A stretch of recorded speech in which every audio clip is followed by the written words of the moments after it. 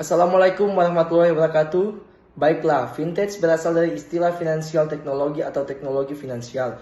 Menurut The National Digital Research Center (NDRC) di Dublin, Irlandia mendefinisikan vintage sebagai innovation financial service atau inovasi dalam layanan keuangan vintage yang merupakan suatu inovasi pada sektor finansial dengan memberikan sentuhan teknologi modern. Vintage atau teknologi informasi dalam konteks bahasa Indonesia merujuk pada penerapan teknologi dalam sistem keuangan yang menghasilkan produk, layanan, teknologi, atau model bisnis baru. Ini dapat berdampak pada stabilitas moneter, stabilitas sistem keuangan, serta meningkatkan efisiensi, kelancaran, keamanan, dan keandalan sistem pembayaran. Perkembangan teknologi dan sistem informasi saat ini terus menghasilkan inovasi khusus dalam bidang teknologi finansial untuk memenuhi berbagai kebutuhan masyarakat termasuk akses terhadap layanan keuangan dan pemrosesan transaksi. Awal mula vintage itu adalah di tahun 1866, yang mana saat kabel telegraf dan transatlantik pertama kali dipasang, yang mana kabel ini memungkinkan adanya globalisasi sejak tahun 1866 hingga 1913. 5 tahun setelahnya, di tahun 1918 itu muncul sistem pengiriman uang elektronik yang bernama Fitwire atau sistem transfer dana elektronik. Di tahun 1950-an itu terjadi perubahan besar pengiriman uang dengan munculnya kartu kredit. Jadi perkembangan vintage periode selanjutnya ditandai dengan munculnya anjungan tunai mandiri atau ATM yang diperkenalkan pertama kali oleh Barclays di tahun 1967. Perkembangan vintage juga ditandai dengan perkembangan internet dan komputer. Dikarenakan berkembangnya internet, e-commerce mulai banyak bermunculan di tahun 90-an.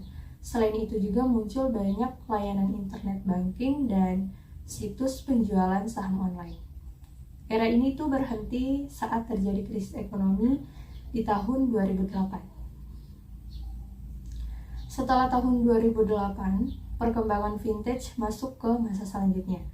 Sejak krisis ekonomi di tahun 2008, banyak orang yang tidak percaya pada perbankan tradisional. Celah ini dimanfaatkan oleh banyak orang untuk menciptakan startup jasa layanan keuangan seperti jasa pembayaran online, crowdfunding, pinjaman online, dan lain-lain sebagainya. Kemudian di tahun 2009 muncul juga Bitcoin sebagai alternatif investasi. Era ini juga didorong oleh munculnya ponsel pintar yang memungkinkan penggunaan mobile banking di awal dekade 2000-an. Nah, adopsi ponsel pintar itu adalah perangkat seluler yang menjadi sarana utama masyarakat untuk mengakses web dan layanan keuangan lainnya.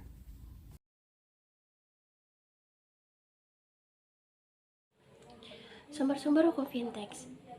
Dalam pasal 65 Undang-Undang Republik Indonesia tahun 2014 nomor 7 mengenai pandangan pengesahan bahwasanya untuk kegiatan transaksi perdagangan melalui framework elektronik yang dilakukan oleh para pengusaha yang memperdagangkan barang atau jasa dengan menggunakan framework elektronik wajib menyediakan informasi secara lengkap dan benar.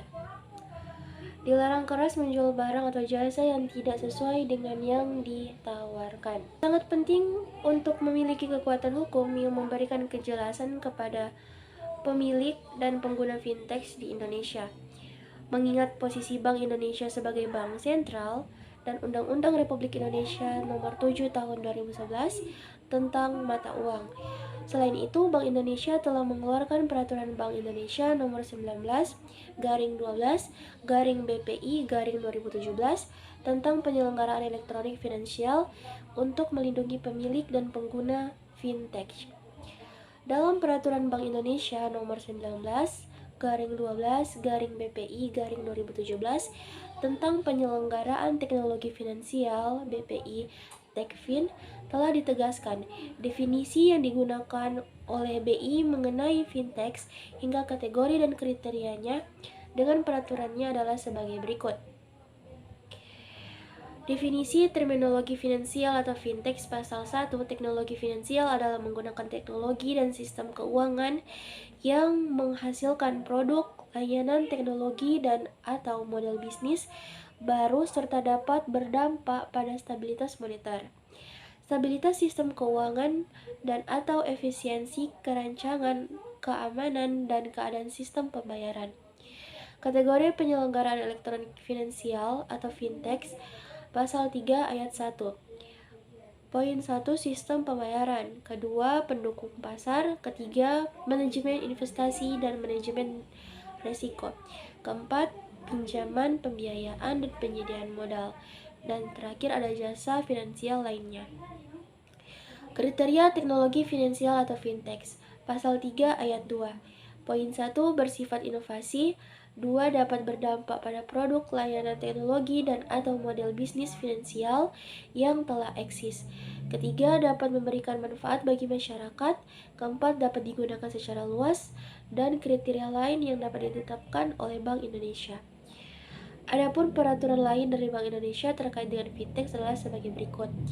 Yang pertama, Peraturan Bank Indonesia Nomor 18/40/BPI/2016 tentang penyelenggaraan pemrosesan transaksi pembayaran. Kedua, Peraturan Anggota Dewan Gubernur Nomor 19/15/PADG/2017 tentang ruang uji coba terbatas regulatory sandbox teknologi finansial. Ketiga, Peraturan Anggota Dewan Gubernur Nomor 19/15/PADG/2017 tentang tata cara pendaftaran, penyampaian informasi, dan pemantauan penyelenggaraan teknologi finansial. Penggunaan dalam bisnis virtual cash apabila mengalami kerugian secara material dan ingin membawa ke ranah hukum pidana dengan memperhatikan ketentuan pasal 65 Undang-Undang Perdagangan, maka pihak yang dirugikan dapat mengadu atau melapor ke pihak yang berwenang atau penyidik Polri atau PPNS. Kemudian pihak yang berwenang sebagiannya menindaklanjuti sebagaimana hukum acara guna terpenuhinya rasa keadilan mendapat kepastian hukum. Dalam penjelasan Undang-Undang Nomor 19 Tahun 2016 tentang perubahan atas Undang-Undang Nomor 11 Tahun 2008 tentang informasi dan transaksi elektronik sendiri, bahwa menyatakan permasalahan hukum yang sering muncul contohnya ketika ada penyampaian informasi, komunikasi, atau transaksi secara elektronik, khususnya dalam hal pembuktian dan hal terkait hukum yang dilaksanakan melalui framework elektronik dana dalam kenyataan kegiatan cyber tidak sesederhana yang dipikirkan, tetapi terdapat persoalan-persoalan hukum ketika ada hak yang dilanggar seperti informasi dan atau dokumen elektronik yang memiliki muatan yang melanggar keasusilaan, perjudian, penghinaan, pemerasan, atau pengancaman penyebaran berita bohong dan menyesatkan bahkan pencemaran nama baik hingga menyebabkan kerugian konsumen dan transaksi elektronik, serta perbuatan penyebaran kebencian atau permusuhan berdasarkan suku, agama, ras, dan golongan, dan pengiriman ancaman kekerasan atau nakut-nakuti yang ditujukan secara pribadi dapat diakses di distribusi kasih. Kemudian pemilik dan pengguna finansial teknologi juga jelas dikategorikan sebagai konsumen yang perlu mendapat perlindungan dari negara dalam pasal 1 Undang-Undang Republik Indonesia Nomor 8 Tahun 1999 tentang perlindungan konsumen, atau perlindungan konsumen adalah segala upaya yang menjamin adanya kapasitas hukum untuk memberi perlindungan terhadap konsumen.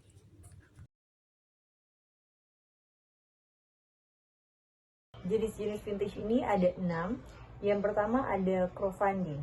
Crowdfunding merupakan startup yang menyediakan platform untuk kegiatan sosial seperti penggalangan dana.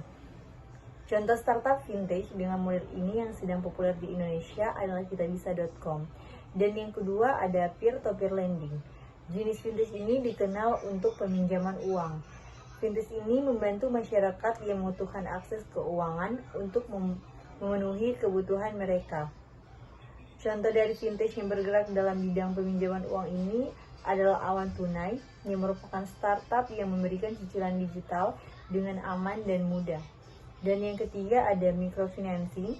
Microfinancing merupakan salah satu layanan fintech yang menyediakan layanan keuangan bagi masyarakat kelas menengah ke bawah untuk membantu kehidupan dan keuangan mereka sehari-hari.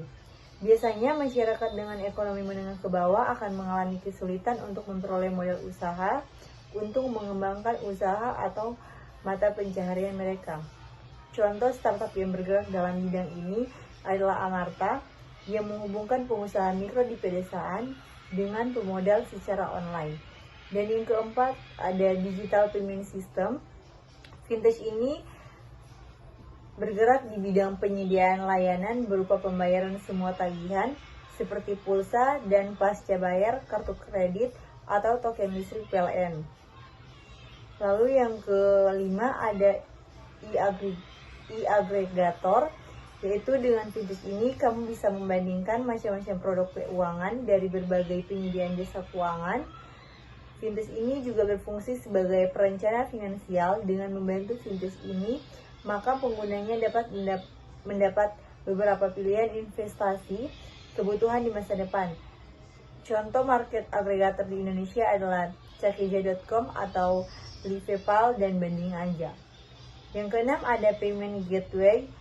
Payment Gateway merupakan platform fintech yang memberikan layanan keuangan berupa metode pembayaran atau transfer antara pengguna. Payment Gateway pada fintech menghubungkan bisnis e-commerce dengan berbagai bank sehingga pembeli dan penjual dapat melakukan transaksi. Bentuk lain dari layanan finansial teknologi dalam kategori ini adalah e-wallet atau dompet digital. Dompet digital memungkinkan pengguna menghemat uang di aplikasi dan dapat digunakan untuk transaksi kapan saja, di mana saja. Selain mudah digunakan, pengguna e-wallet tidak perlu repot dengan perubahan. Contoh e-wallet yang sering kita temui yaitu OVO, GoPay, Dana, Shopee, dan Link Aja.